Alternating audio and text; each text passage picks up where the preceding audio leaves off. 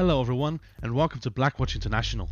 My name is Chrizzo and in this training video we'll be looking at vehicle identification. While there's a wide variety of military vehicles in the world, this guide aims to describe vehicles commonly found within Arma 3, or more specifically, vehicles that appear in Blackwatch operations. While real-life aspects are considered, non-gameplay relevant or historic aspects won't be covered in this tutorial. The point of this guide is to help members of our unit identify vehicles correctly. Identifying a vehicle correctly is crucial for both tactical and strategic planning. Getting it right makes a difference in how certain vehicles can be approached and engaged. For example, spotting a BMP, but calling it a BTR, would suggest to a squad or platoon leader that it could be engaged with low caliber weaponry, for example 40mm grenades. However, if the vehicle is actually a BMP, this would be a fatal decision, as 40mm grenades will fail to penetrate its armor. Additionally, calling out weapon systems might be a lifesaver for both infantry and armor crews. A BMD-2 with a low caliber autocannon might not pose much of a threat to the armor of a main battle tank, whereas a mounted anti-tank guided missile launcher on the BMD increases the threat immensely. In this video, we'll discuss several vehicle categories: cars and trucks, armored cars, armored personnel carriers or APCs, infantry fighting vehicles or IFVs, main battle tanks or MBTs, anti-aircraft artillery or AAA, and some special purpose vehicles. Finally, I'll explain on how to report hostile vehicles to your teammates. Be advised, we don't cover every vehicle in this video, but we'll cover the major variants you'll encounter in the BWI operations. Additional information on hostile vehicles may be available in pre-deployment briefings. Cars and trucks. Cars, such as a Humvee or a UAZ, are unarmed vehicles used mostly for transportation. However, there are variants where machine guns, sometimes grenade machine guns or even SPGs, are mounted.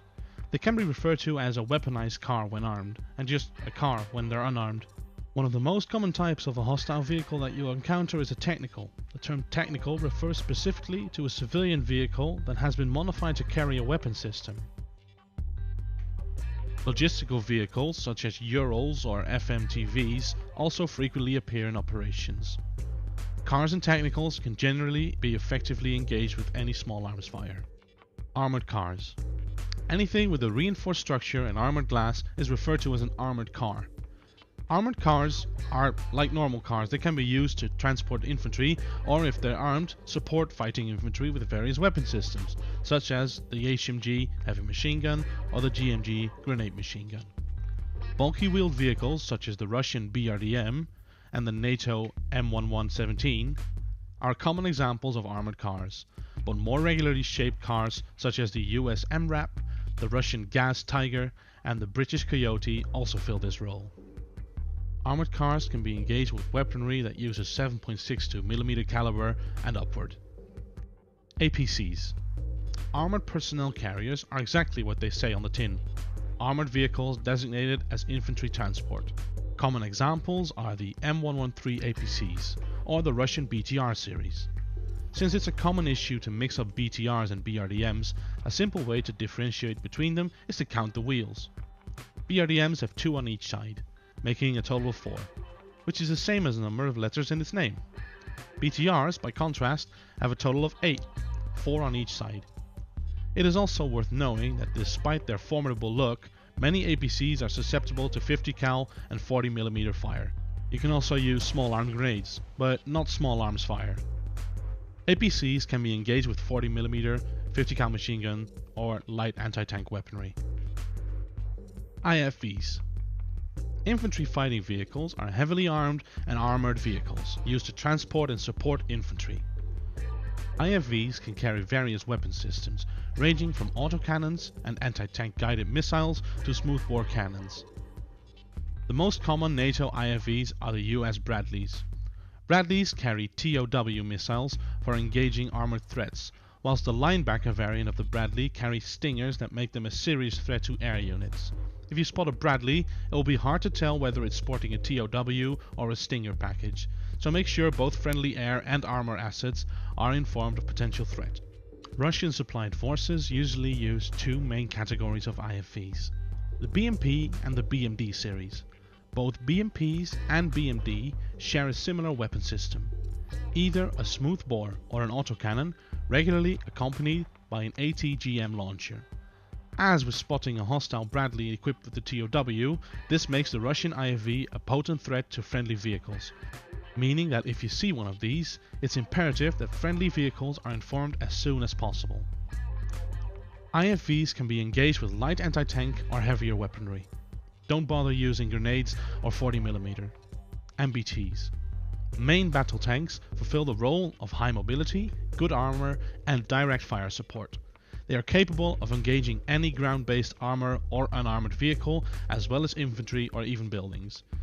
The main cannon of an MBT normally ranges from 100 to 130mm caliber, and it comes with a varied range of munitions, allowing the tank to respond to both infantry and vehicular threats.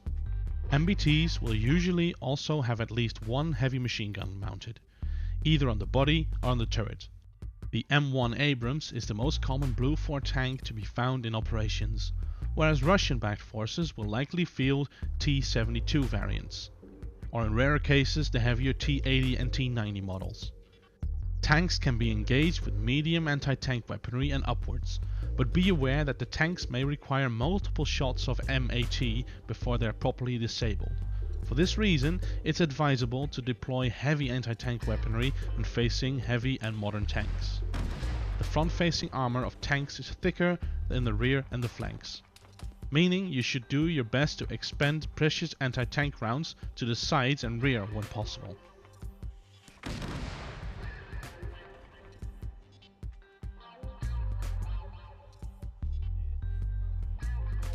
AAA.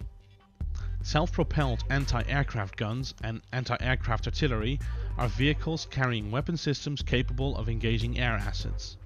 Common anti-air systems include the ZSU 23-4 Shilka, the M6 Linebacker, or even just a ZSU 23 gun mounted on a simple truck. Beyond the aforementioned categories, you may chance upon less common vehicles that are specialized for certain roles. In exceptional circumstances, you may spot rocket artillery vehicles, such as the Russian BM-21, which may be providing indirect fire missions against friendly forces. Pay close attention to the pre-operation briefing. If encountering specialized vehicles is possible, it will be most likely pointed out during briefing by the platoon leader. Possible vehicle threats? For vehicle threats, we're mostly looking at APCs and technicals on the enemy side. Copy that. Let's talk about reporting enemy vehicles. In an ideal situation, you'll be able to disclose distance, bearing and type of contact that enables friendly elements to understand exactly what kind of threat is nearby and how to best react based on the assets at hand. Yep, that's the BTR. Platoon, this is Bravo Actual. Send it. Be advised, we've got a BTR inbound for your location about 200 meters north of the military outpost. It's inbound from the northeast, heading west. Copy that, Bravo. Little Bird, air support inbound. That's a solid copy, Bravo out. In some instances, you may not be able to get a visual identification of the target, and may instead only be aware of it due to the sound of a nearby engine or tracks rolling. Even though you don't know exactly what is nearby, it is imperative to still report audio contact so that friendly elements can best prepare for hostile vehicles. Be as precise as you can, but remember to still remain brief. Vehicle audio. Yep. Northwest, possible IFV. Oh, okay, guys, get inside, get inside. Get inside, let's go. Oh shit. Active IFV. IFV, alright. Get down, guys. Platoon, this is Alpha. We've got an active IFV southwest of our location. The more experience you have with the game, the more you'll get used to distinguishing between sounds of lighter and heavier vehicle engine sounds, allowing you to be more precise with audio identification. Everyone completing this course should be aware of the different vehicle classes and ideally be able to name the different types. That also means if someone reports a vehicle, you know what kind of vehicle it is and how to react. A lot of things, such as calling out vehicle types by audio alone, comes by experience. However, it's better to get a report slightly wrong than not to report it at all. To get more information on how to deal with armored targets with the specific launchers we use, check out our launchers video.